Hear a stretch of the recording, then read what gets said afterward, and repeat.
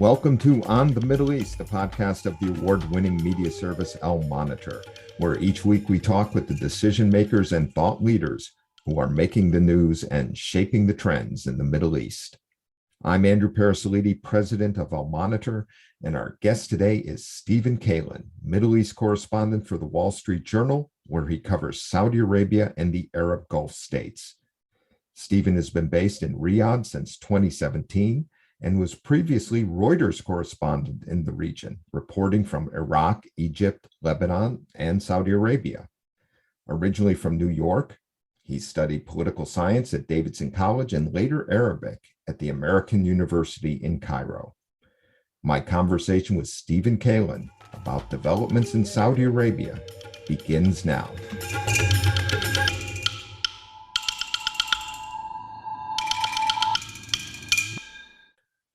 Stephen, welcome to On the Middle East. Thanks for having me.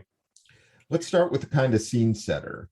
You've been based in Riyadh for the Journal since 2017 and for Reuters in the region, including in the Kingdom before that.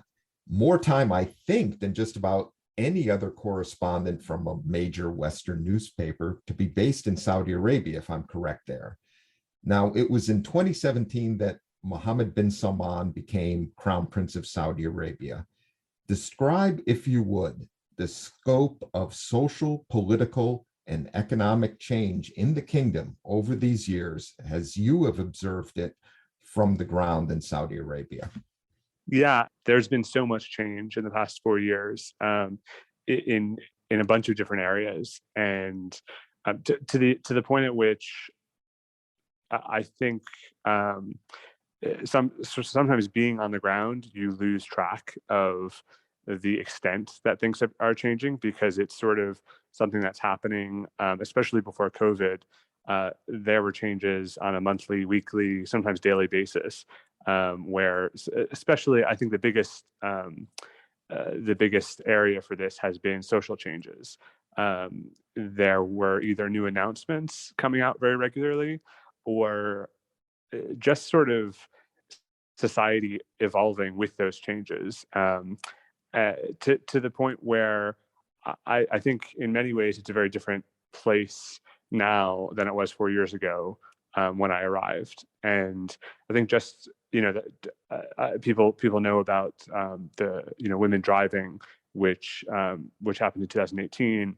That I think for the first few months was the sort of thing where even in Riyadh, where most of the changes are, I would say the changes are most amplified in Riyadh, and then probably in Jeddah and the Eastern Province, or at least the Khobar Dammam area.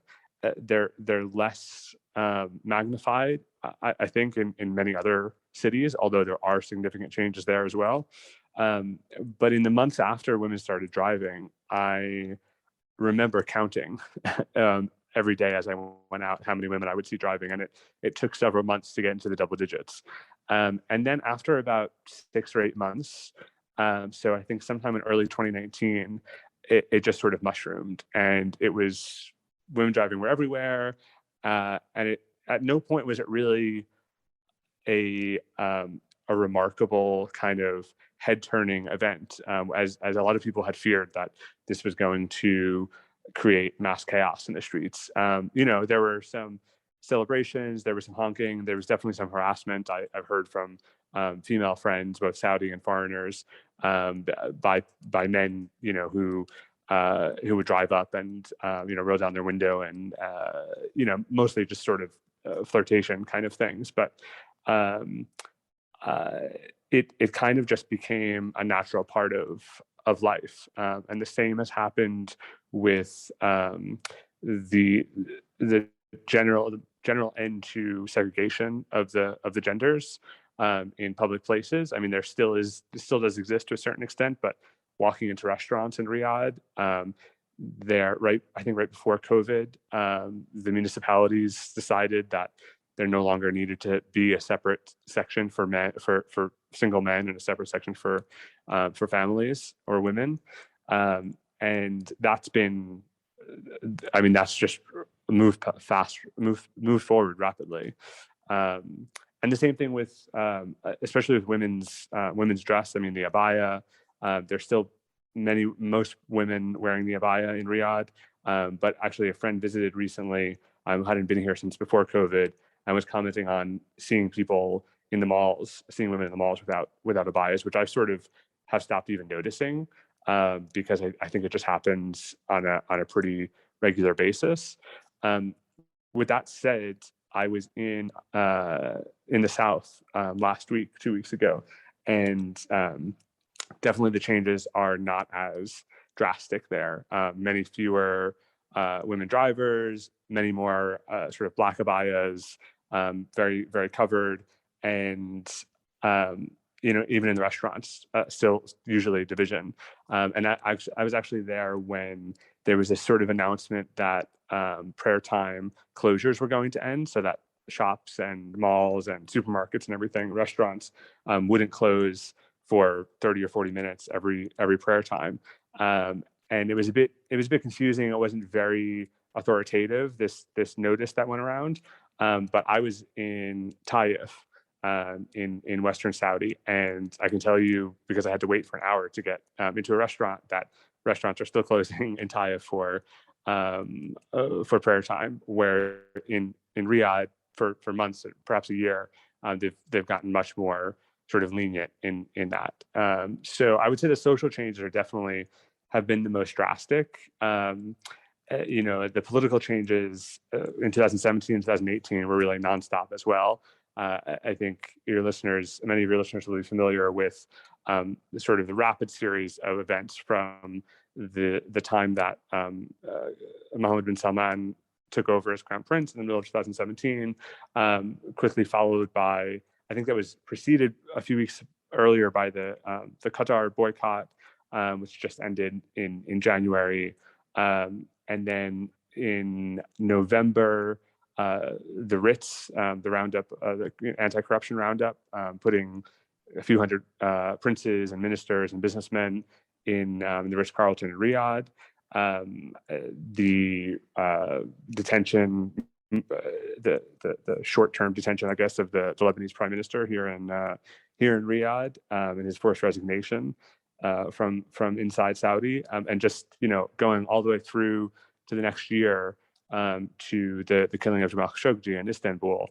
Just a rapid series of events, and and then with sort of the end of the Trump administration, a recalibration and a readjustment to perhaps more traditional,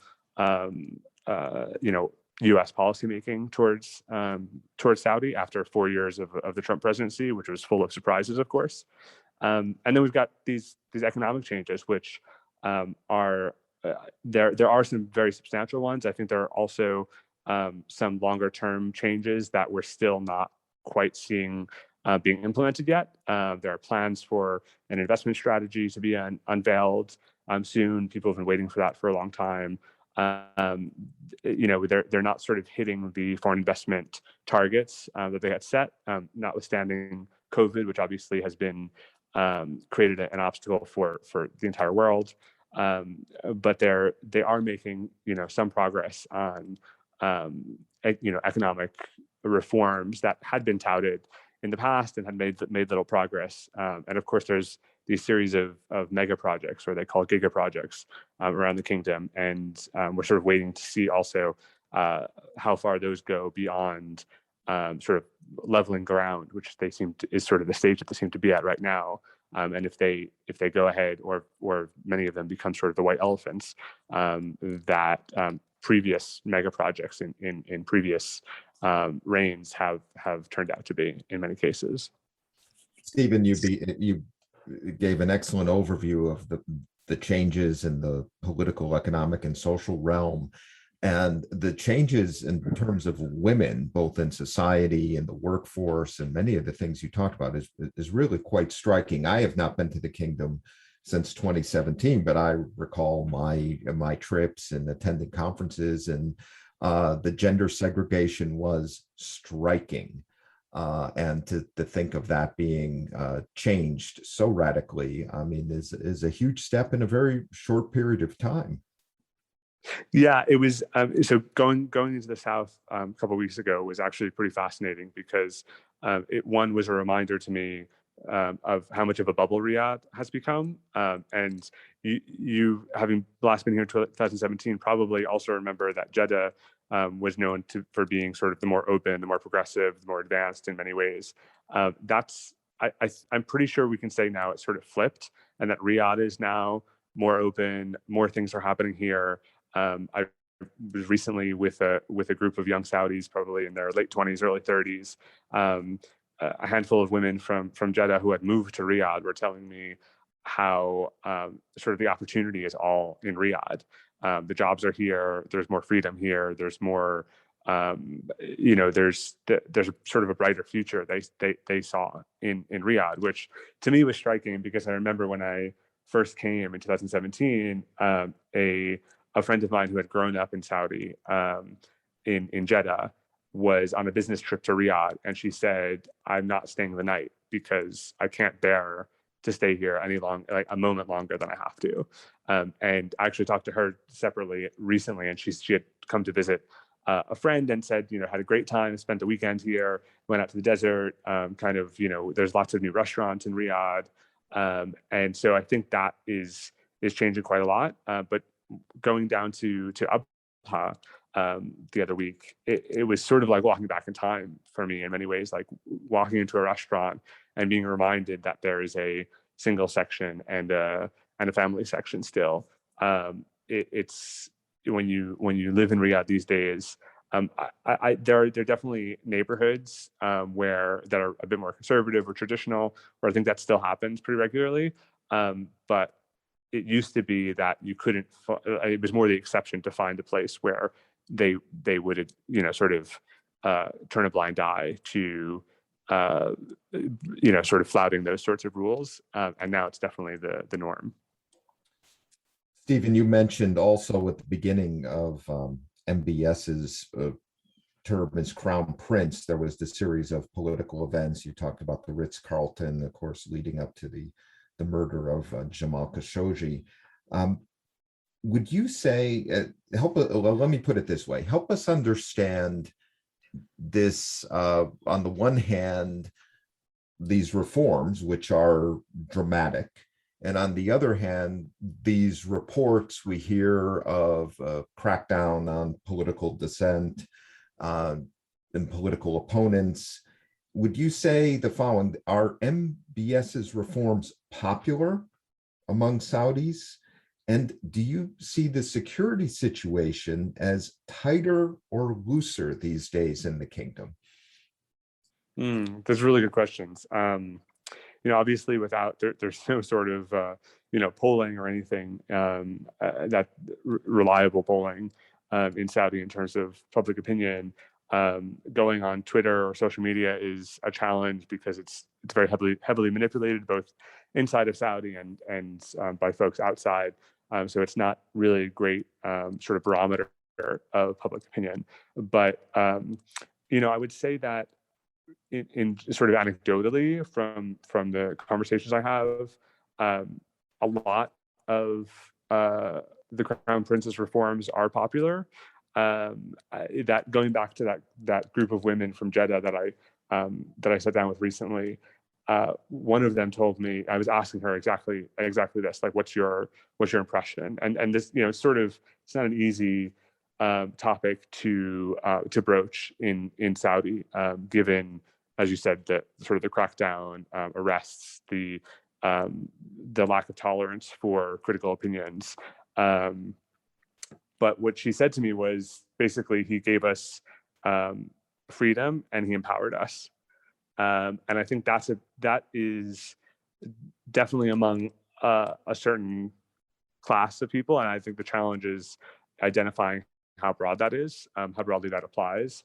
But I think young people in general, and especially women, have seen the quality, by and large, have seen the quality of their lives improve, have seen the prospects for their future improve.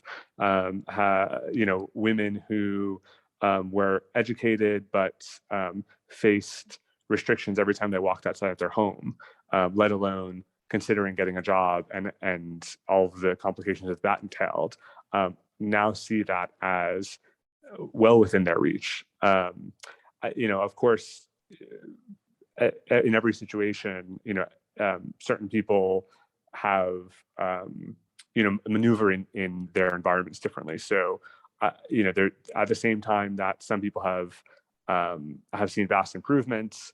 There are a number of women, especially, and other Saudis who have, been imprisoned, intimidated, and treated very poorly, very badly by the government, which we've of course documented in sort of these crackdowns on across the spectrum, from women's rights activists to conservative clerics, intellectuals, and then to certain people who nobody's really sure why they kind of got arrested. Was it sort of a comment on Twitter? Was it a flippant remark in a private gathering that was perhaps reported? So I think in some ways, definitely since I've been here, the reaction that the description that I've been given by folks who lived the previous era is that there's much less room for criticism, for political commentary than there was in the past. And I think for some people, that's a trade-off they're willing to make for improved social situation and economic prospects. But it's definitely kind of I would say, one of the defining tensions of the Crown Prince's sort of, de facto rule. As a reporter, how is your access with Saudi officials and contacts? You obviously have an amazing network given your work in Saudi Arabia and in the region over the years. Is the work in Saudi Arabia easier or more difficult, would you say, than other countries in the region? And is it easier or more difficult after 2017? I would say that I've worked in Egypt, Lebanon, Iraq, and taken trips to a few other countries in the region as a reporter, and it's definitely the most challenging place in terms of access.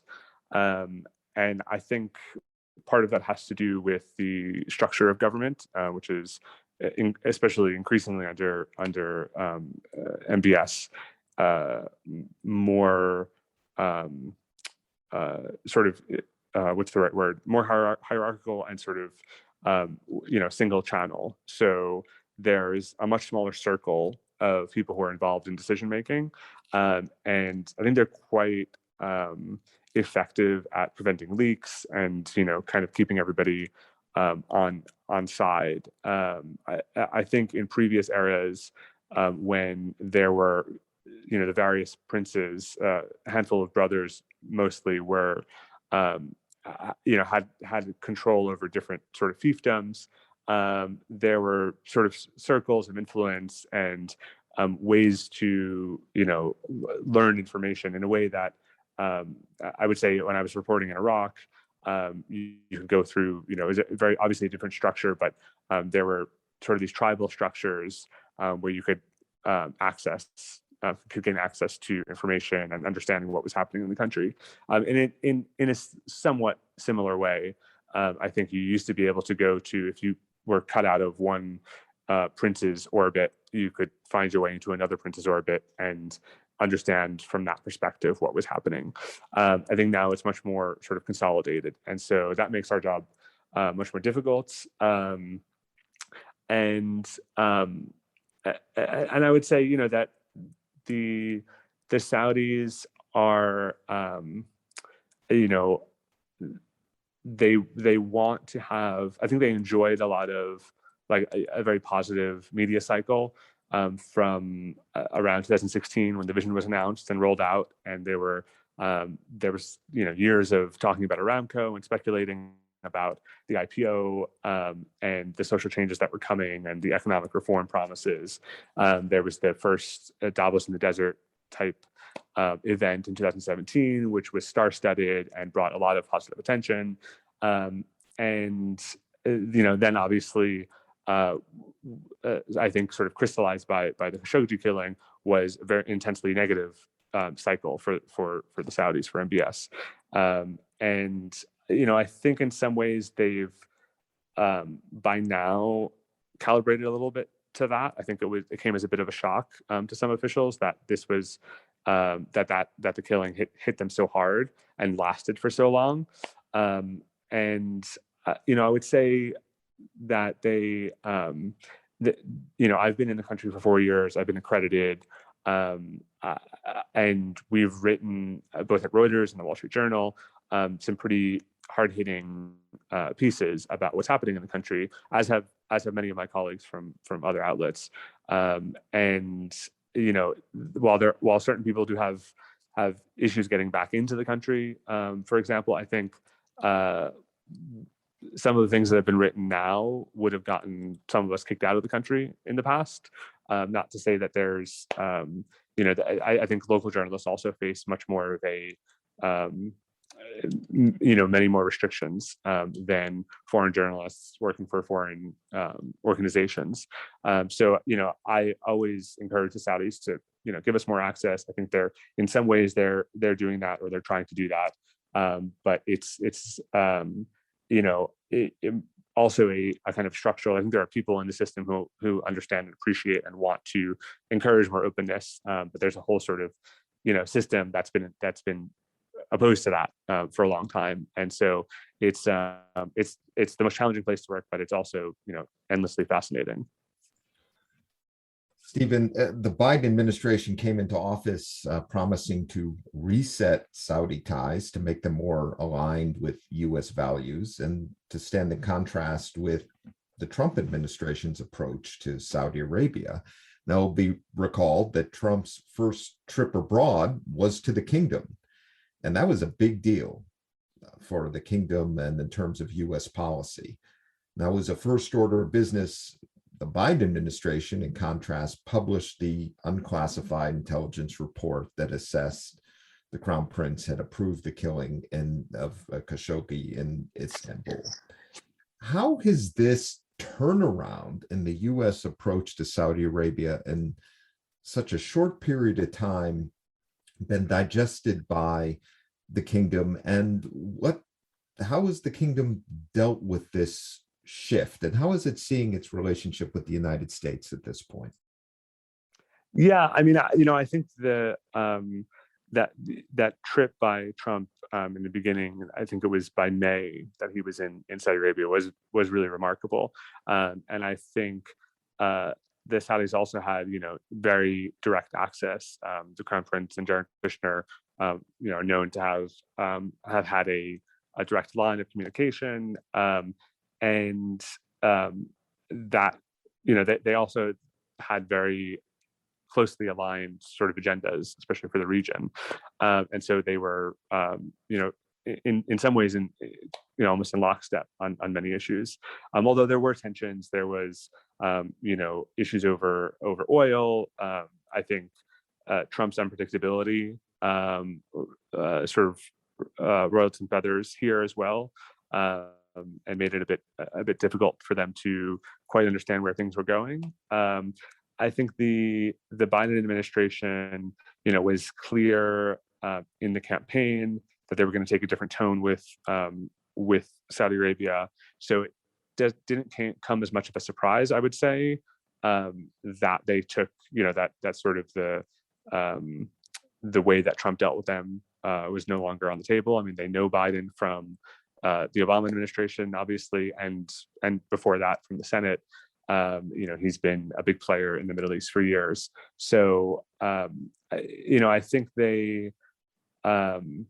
I think there was a period in between the election and sort of the first few weeks of the administration where there was this uncertainty and this sense of how bad is it really going to be.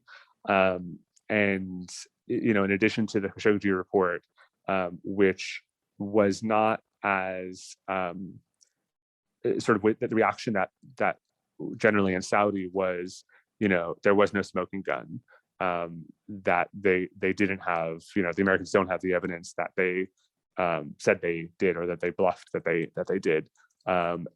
because there was, sort of didn't disclose information that wasn't really already in the public sphere. Although as a first gesture from the incoming administration, it obviously sent a message.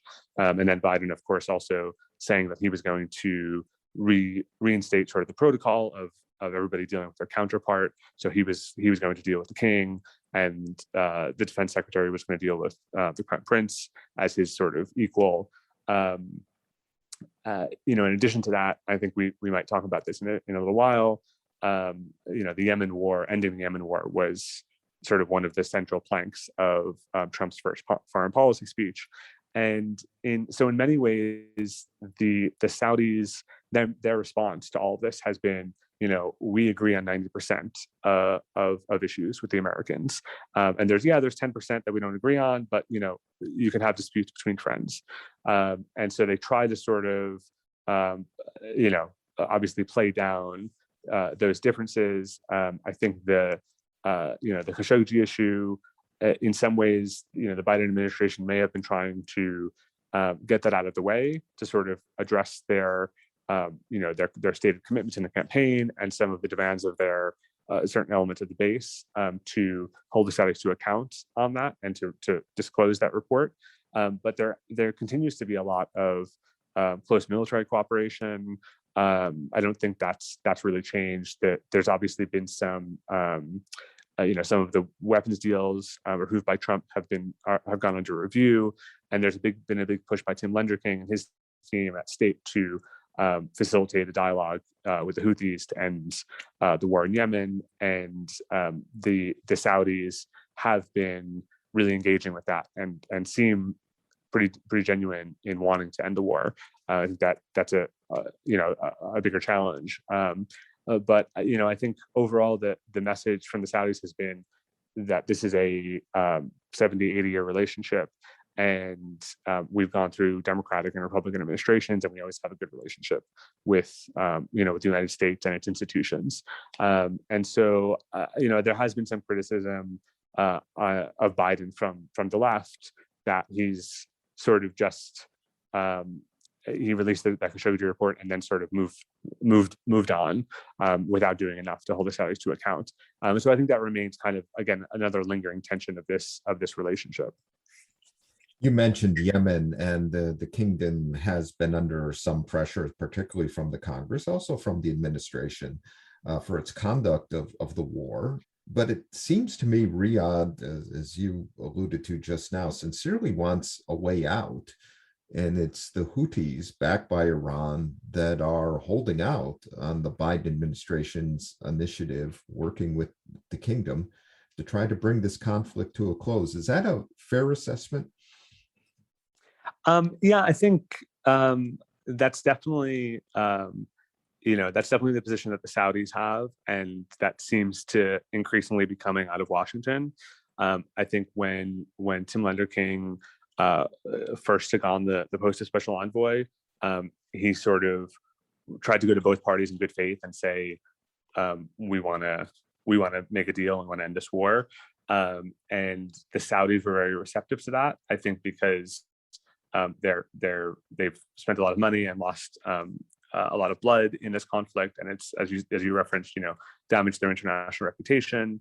And I think they have concerns about the ongoing ballistic missile and drone threat coming from the Houthis into Saudi territory, and they also have concerns about again the Iranian involvement in the Houthis and in Yemen, and ensuring that there isn't a that they don't have this menacing presence on their border, and that Yemen returns to some sort of stability.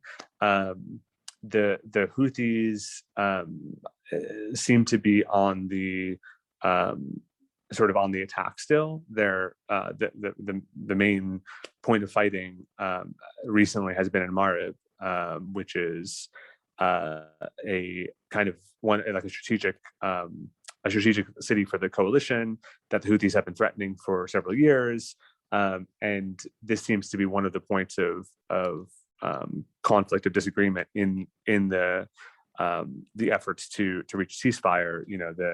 The Houthis say that they're not going to stop their march on Ma'rib. I think part of that is because they've pledged to retake it, and so for their domestic base, there's some necessity to follow through on that. But I think the Houthis also feel a little bit like they have tried in the past to before the Biden administration, that they had sort of countenanced a ceasefire from their side, and they felt like the coalition didn't respond, didn't reciprocate, and that they were burned.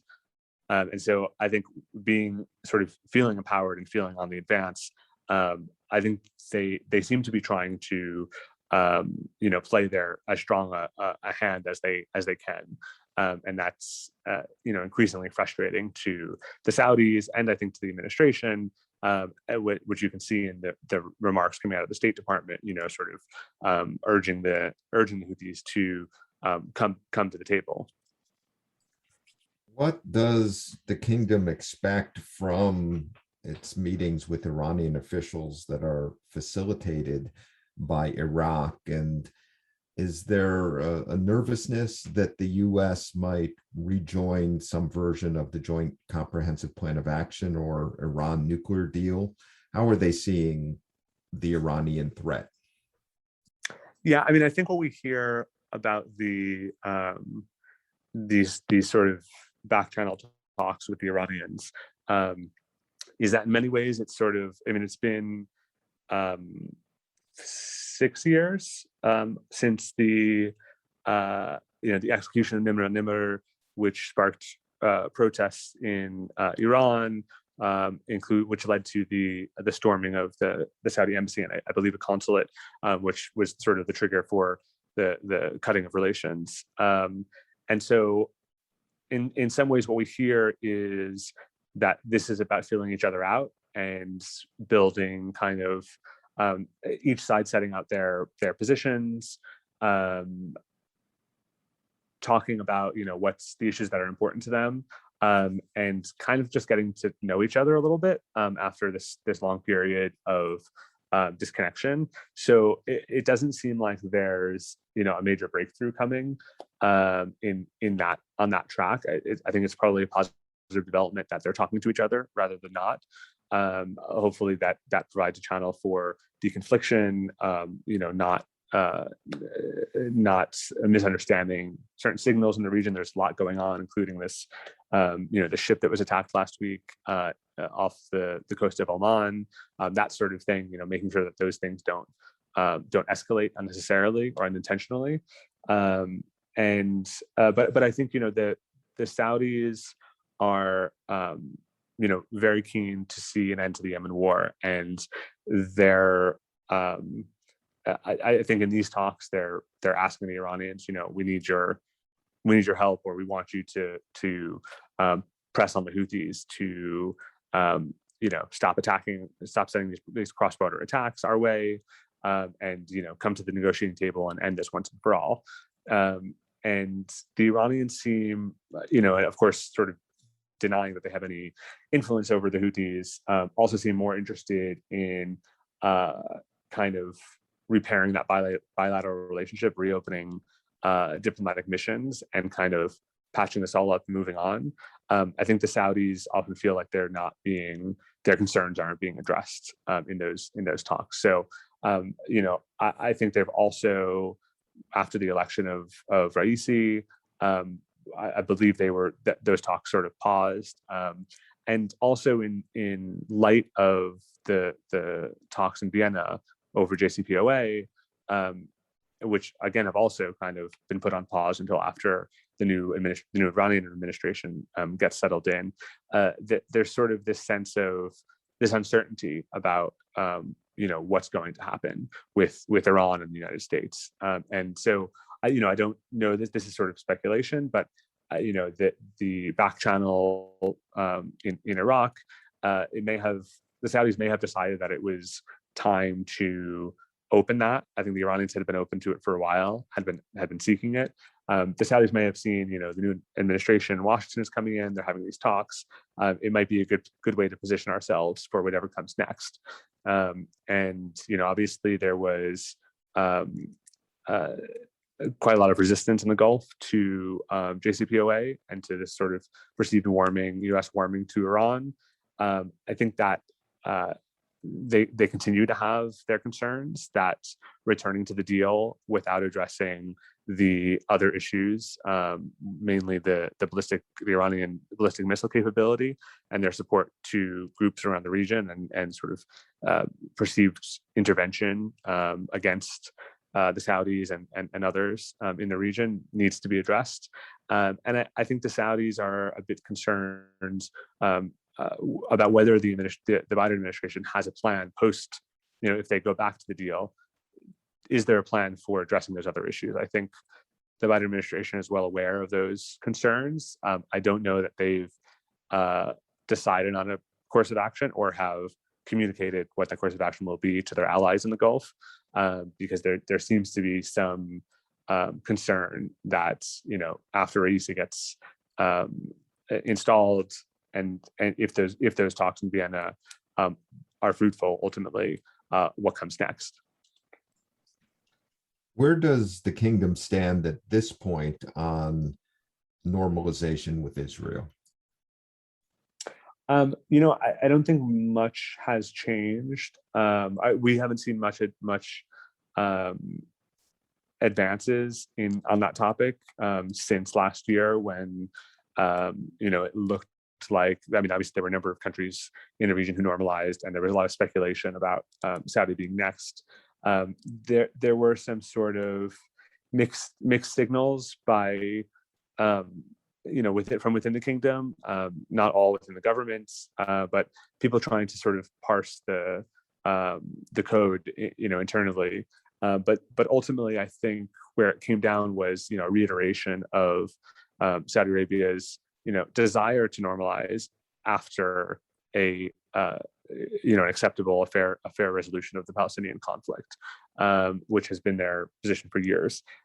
So I think there's a keenness and a hopefulness that will move forward. The war in Gaza earlier this summer, I think, definitely didn't help. But there is sort of, I think you can feel still sort of like a new approach, or a new tone, at least. Just the other day, there was in the Olympics in Tokyo, there was an Israeli, I think it was judo competitor who the Sudanese wrestler and then the Algerian wrestler after him refused to compete with the Israeli, and then there was a Saudi wrestler who was then slated to compete and went ahead and participated, and shook his competitor's hand afterwards. And I think that was one of these sort of small signals of we are heading in that direction, or perhaps a sort of warming up public opinion. I think a lot of analysts say that there's some of these messages are both about setting out a test balloon and seeing if there's any reaction, but then also doing this sort of thing enough is a good way to change perceptions and attitudes slowly over time. And so it's very hard to say when that might happen. I've heard folks speculate that it won't happen while the king is alive, because it's a very personal issue for him. But I think it's likely that there will be increasing, that this is sort of a path, and they're moving down that path. Saudi UAE relations have been quite good over the years, and the Crown Prince has had a strong relationship with Abu Dhabi Crown Prince Mohammed bin Zayed. The connection seemed strained over the last month over oil policy. How do you characterize UAE-Saudi ties at this point? Yeah, I mean, it's a good point. I think, like many countries in the Gulf, there there are historical sort of ties and also historical conflicts between many, perhaps all of the Gulf states, which go back anywhere between years to decades to centuries. And so I think there are, without rehashing, some of the historical points, I mean, there are some tensions there. Obviously, relations have been quite strong recently. The Crown Princes of Abu Dhabi and the Crown Prince of Saudi Arabia have been, very publicly supportive of each other. And I think this latest kind of dispute inside of OPEC laid bare, some of the competing interests. I think a lot of them have to do with economics. I think both countries are kind of headed in a similar direction. There've been a lot of comparisons since I came to Saudi about trying to compare Saudi to the UAE and what it's achieved in terms of diversification and opening itself up. And I think Saudi is a very different country. In many, some of those comparisons are valid, but it's a much larger country. It's in size and population, and the demography of its population being much more. There being many more Saudis than Emiratis compared to foreigners, and also being the custodian of Mecca and Medina, they have sort of a larger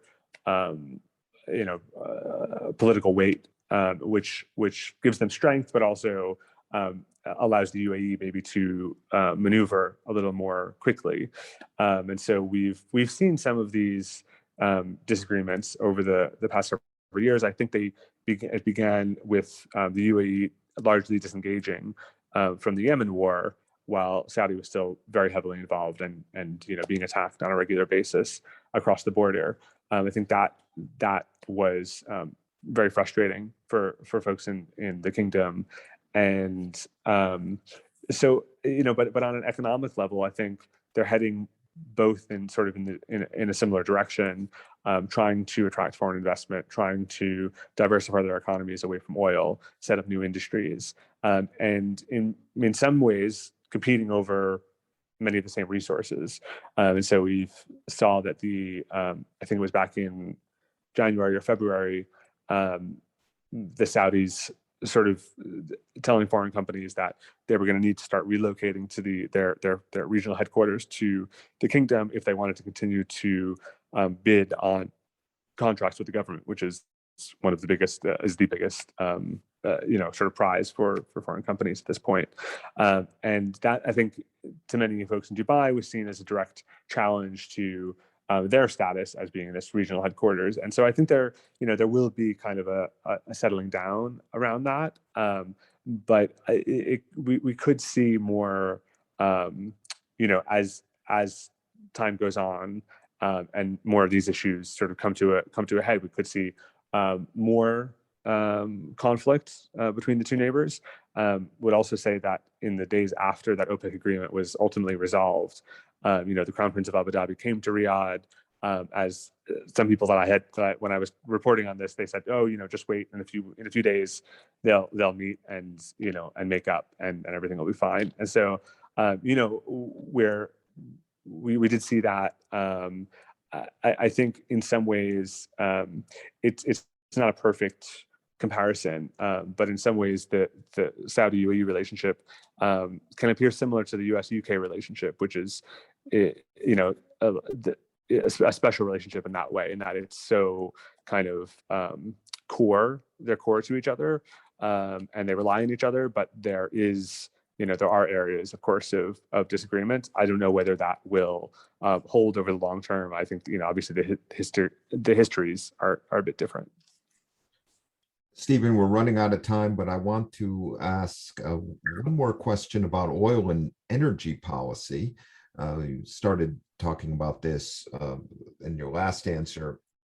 Tell us how you see in the coming years the prospects for diversification away from oil, if that's still possible, and what, if anything, has been the impact, as you see long-term, of COVID-19 on the Saudi economy, and any other challenges you foresee in the near future about uh, implementing the ambitious goals set in Vision 2030?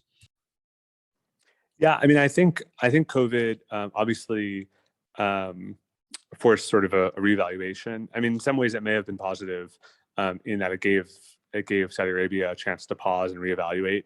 They some of their targets and goals. They cut a lot of budgets by not insignificant amount across various ministries. I think re-evaluated where the priorities were. They seem to double down on a lot of these giga projects across the country.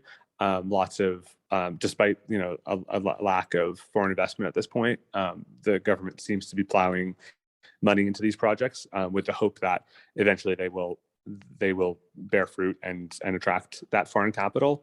I think in some ways Saudi is very lucky that COVID happened when it did, in terms of after some of the changes that we talked about at the beginning of the podcast had taken root. I mean, the digitalization of a lot of government functions and a lot of economic activities made it possible for very adaptive sort of response to COVID, both from a health perspective and economic perspective, sort of a quality of life. So I think long term it's going to be a challenge, just like everybody else. I mean, the tourism industry was just they had just issued tourist visas, I think 6 months before COVID hit, and so those plans have kind of been pushed back quite a bit. They may have made some progress on some of the by pushing ahead in some of these projects, made some progress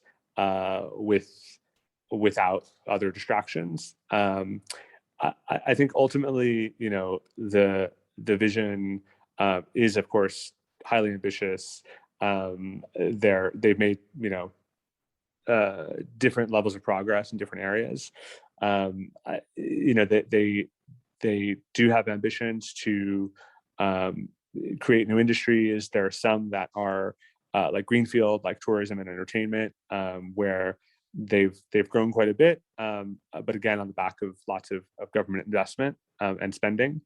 And so I think that the jury is still out at the moment. It's only been a few years, but the jury is out on where this ends up.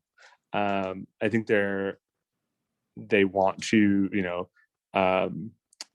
create new industries, but they want to create renewable energy in various areas. They talk about solar and hydrogen increasingly, but they still want to make the most out of their oil resources. And I think the oil minister has said, the last barrel of oil is going to be pumped in the world will come from Saudi Arabia. So it's sort of a dual track approach. I think that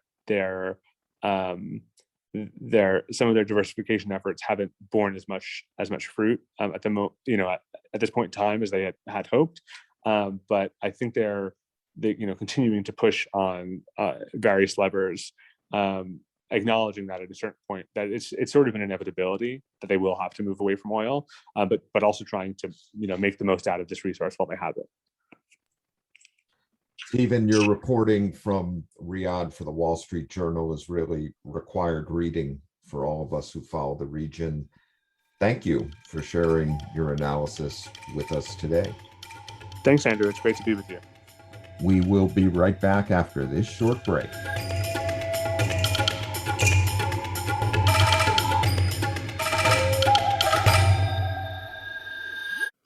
I'm Ben Caspit, Al Monitor veteran columnist reporting from Israel, one of the world's major news and action suppliers of all times, comparing to its tiny size.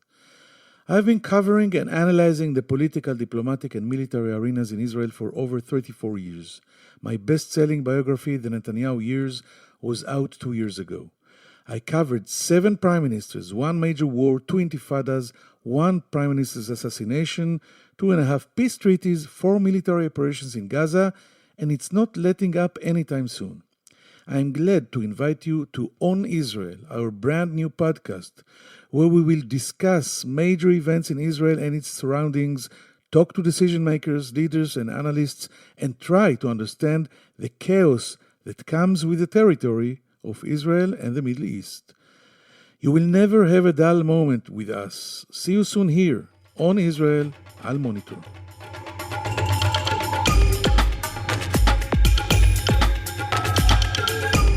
Thanks again to our guest, Stephen Kalin of the Wall Street Journal, and to our production team of Phil Calabro of Al Monitor and Beowulf Rochlin of Two Square Media Productions. And thanks to all of you for listening. We will return next week, and in the meantime, please sign up for this and our other Al Monitor podcast on Israel at your favorite podcast platform.